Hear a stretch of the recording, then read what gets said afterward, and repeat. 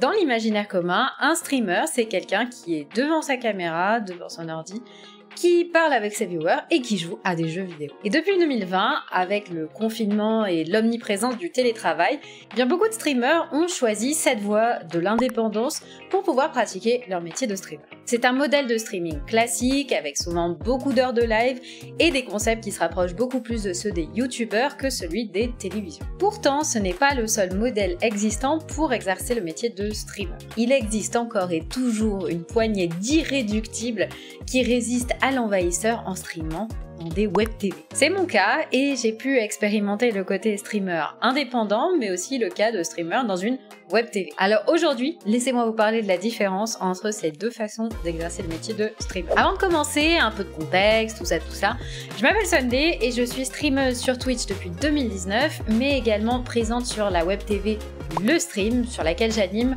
environ 6 émissions par semaine. Donc j'ai connu un petit peu des deux et je vais vous parler du point de vue de mon expérience de streameuse de taille moyenne. J'ai à peu près 300 viewers actuellement et un gros streamer serait peut-être pas forcément d'accord avec les choses que je vais vous dire, mais j'ai vraiment envie de vous présenter ça de mon point de vue personnel et de ma propre expérience. Le premier sujet dont on va parler, c'est un peu le côté humain. Quand tu es streamer solo, tu travailles très souvent seul. Il y a certains streamers qui ont des monteurs, mais souvent ils échangent par message interposé et c'est tout. Il y a d'ailleurs assez peu de streamers qui ont des locaux pour travailler dans la vie réelle. Alors des streamers de taille moyenne, je suis même pas sûre que ça existe. Certains streamers font des feats avec d'autres streamers, mais quasi toujours c'est le même format, c'est via Discord, on s'appelle, on joue à des jeux vidéo ensemble, mais on est rarement ensemble dans la vraie vie et surtout on est rarement ensemble tous les jours. Faut se dire que quand on est créateur chez soi, on peut vite se sentir très seul. C'est un peu paradoxal parce que on est souvent en live avec d'autres personnes et on discute à longueur de journée. Mais c'est quand même un métier extrêmement solitaire. En tout cas, ça c'est pour la partie indépendante, parce que quand t'es dans une structure, c'est pas réellement pareil. Au contraire, c'est plutôt même ton quotidien de voir des gens quand t'es streamer dans une structure. Tu vas régulièrement dans les locaux, au taf, tu croises d'autres streamers, mais tu croises aussi des personnes qui travaillent à la régie, à l'édito. Tu rencontres aussi énormément de nouvelles personnes, et dans une année, tu vas vraiment faire énormément de rencontres, tu vas tisser des liens avec plus de personnes. T'as un vrai impact social quand t'es dans une structure. D'ailleurs, c'est quelque chose qui est vraiment très très cool d'avoir autour de soi des gens experts dans certains domaines du stream où tu n'es pas forcément toi capable d'accomplir de grandes choses. Là où un streamer solo va devoir se dépatouiller avec des tutos sur YouTube, etc. pour pouvoir régler correctement son son, un streamer dans une structure va pouvoir directement faire appel à un expert du son pour l'aider et ça facilite quand même grandement les choses. Alors là, je vous parle d'un point de vue technique, mais vous avez aussi plein d'autres types de créateurs. Vous avez par exemple des TikTokers qui sont là et qui peuvent vous apprendre déjà comment faire des TikTok, comment faire des bons TikTok et surtout un petit peu plus de choses sur l'algorithme, etc. D'ailleurs, ça c'est les contacts en interne, mais vous faites aussi plus facilement des contacts en externe et notamment des contacts auprès d'agences professionnelles qui vont du coup plus facilement faire appel à vos services pour pouvoir faire des OP. En fait, comme c'est un tout petit milieu avec un réseau très très fort, le fait d'être dans une structure, ça va accélérer énormément ce tissage de liens que vous allez faire avec tout le monde. Et je vais pas vous mentir que le réseau, c'est quand même quelque chose qui a un vrai impact sur Twitch et qui permet d'accélérer énormément les carrières. Et ça, sur ce côté-là, la Web TV, c'est absolument imprenable. La deuxième chose très différente entre un streamer indé et un streamer dans une structure, c'est les conditions de travail. Une web TV, ça donne un vrai cadre dans lequel tu vas exercer ton métier. Tu as des émissions qui ont lieu à des horaires précises, tu vas avoir des choses qui vont être un petit peu imposées, des guidelines, etc. Là où, en tant que streamer indépendant, tu es le seul maître à bord de ton navire et c'est toi qui dirige tout, mais aussi qui fait tout. Du coup, il y a beaucoup moins de flexibilité sur une web TV. Là où un streamer indépendant peut se dire, eh bien là, par exemple, je ne peux pas streamer parce que j'ai tel événement qui arrive, etc. Donc je vais juste modifier mes horaires de stream. Un streamer dans une structure, il fait avec et souvent ça manque un peu de flexibilité à ce niveau-là. Tu peux pas vraiment caler tes streams aux heures où tu veux parce que en fait il y a beaucoup d'autres personnes qui vont dépendre de la structure. Après, ce côté cadre, ça peut être cool parce que certaines personnes peuvent avoir un petit peu de mal à se discipliner. Ça peut être facile de tomber un petit peu dans la facilité de « Ah, j'ai pas envie de me lever. Ah, mais c'est pas grave, j'annule ce stream, machin, etc. » Ou « Je sais pas quoi faire, j'ai tellement de temps pour tout faire que du coup, je ne fais rien parce que je n'ai personne pour me dire quoi faire. Et bien dans une web TV, on évite un peu ce problème-là, on a quand même quelques guidelines, on a quand même des tâches, etc. qu'on a à faire et ça permet de discipliner un petit peu et de structurer un petit peu mieux. D'ailleurs, gérer les projets de A à Z, et ben ça peut être plutôt quelque chose de positif quand c'est tout seul, parce que du coup, les projets ne dépendent que de toi. Si machin ne t'a pas fait ce truc à temps, et ben tu vas voir un autre prestataire ou tu te débrouilles pour faire autrement.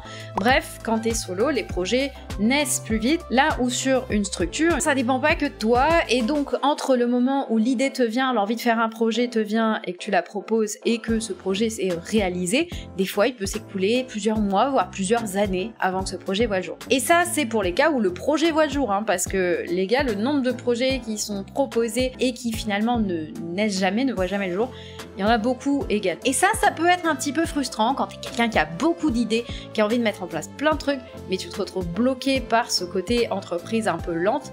Ça peut être très frustrant. Enfin, sur les conditions de travail, il y a quelque chose qui est très différent entre un streamer indépendant et une web TV, c'est un petit peu la communauté à laquelle tu vas être présenté. Quand tu es streamer dans une web TV, tu as forcément plus d'audience que tu vas avoir, mais du coup, la contrepartie, c'est que tous ces gens qui sont dans cette communauté appartiennent à des communes différentes. Par exemple, sur le stream, on a des gens qui viennent de la commune de Xari, on a des gens qui viennent de la commune de Gigi, et donc quand une nouvelle personne arrive sur la web TV, et ben elle va être un peu mise de force devant les viewers, et les viewers, ils ont le choix d'aimer cette personne, de ne pas aimer cette personne, mais ils n'ont pas le choix de la voir. Et donc la grande différence avec un streamer indépendant, c'est qu'un streamer indépendant, et bien si quelqu'un n'aime pas son contenu, il va juste ne pas le regarder. Et donc cette différence, elle fait que ça crée beaucoup plus de haters quand tu arrives en tant que streamer dans une web TV. Du coup, quand tu es dans une web TV, tu es obligé de te forger une carapace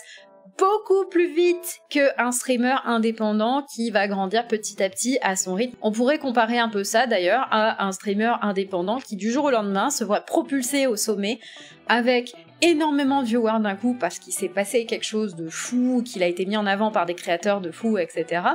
Et du coup, du jour au lendemain, il se retrouve submergé sur une vague de haine, là où il n'a pas eu le temps d'apprendre à se détacher de ça, à ne pas être affecté. Donc ce truc-là, c'est un défaut de la web TV, mais ça permet aussi d'apprendre plus tôt à se protéger de ce genre de choses.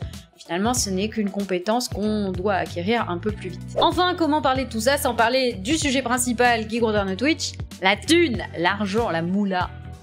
Alors, qui gagne le plus, les streamers en web TV ou les streamers indépendants? Déjà, quand tu es streamer dans une structure, tu as plus d'OP qu'un streamer indépendant quand tu es de taille moyenne. À titre d'exemple, s'il y avait une autre timeline qui existait avec une autre Sunday qui aurait autant de viewers mais qui juste n'était jamais rentrée dans une web TV, je peux affirmer à 100% que, eh bien, dans cette timeline, j'aurais beaucoup moins d'OP que je n'en fais actuellement. En fait, tout dépendrait de mon audience et non pas d'autres choses, d'autres compétences que je peux apporter. Par contre, plus d'OP, mais moins payé.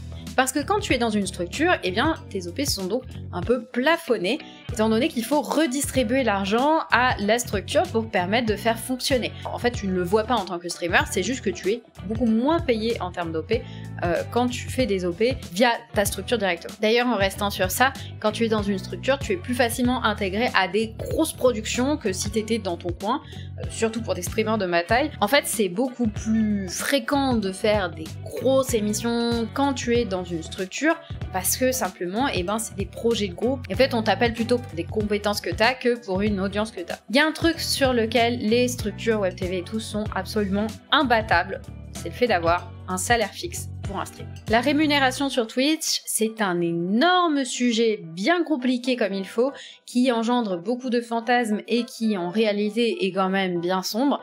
Je vous en parle dans une autre vidéo. Et quand tu es dans une structure, tu as quelque chose de merveilleux, c'est un salaire fixe. Alors ça peut prendre des formes différentes, ça peut être par exemple à la pige, c'est-à-dire que vous êtes payé par émission que vous faites, ou alors sur un système de forfait, c'est-à-dire que vous êtes payé tant par mois. Et du coup, là où Twitch est très variable et les revenus peuvent vraiment aller du simple au double d'un mois sur l'autre, quand tu es dans une structure, tu es au moins assuré d'avoir un certain plafond minimum, et donc tu n'as pas à stresser de pouvoir payer ton loyer tous les mois. Et ça, c'est un confort absolu dans le métier de créateur qui est quand même quelque chose de très instable et très incertain.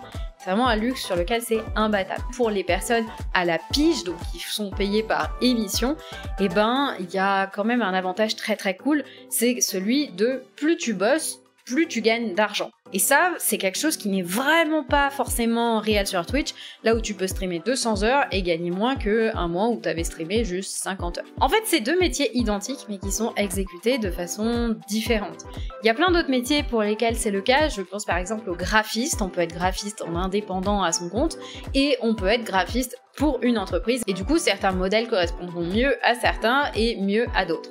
Il y a aussi beaucoup de streamers qui prennent le chemin de la web TV, le temps de se développer et le temps de devenir plus gros et de pouvoir vivre ensuite en étant streamer indépendant de façon un peu plus sécurisée une fois qu'ils ont une audience suffisante. Pour ma part, j'ai pris le chemin de la web TV parce que j'ai eu l'opportunité d'y rentrer et que je m'y sens hyper bien aujourd'hui. Ça a changé énormément de choses dans ma vie et vous pouvez retrouver tout ça dans cette vidéo.